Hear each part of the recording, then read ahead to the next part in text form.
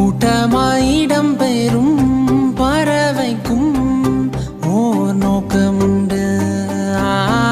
எனக்கும் ஓர் இலக்கை நீர் நிர்ணயம் செய்தீரே.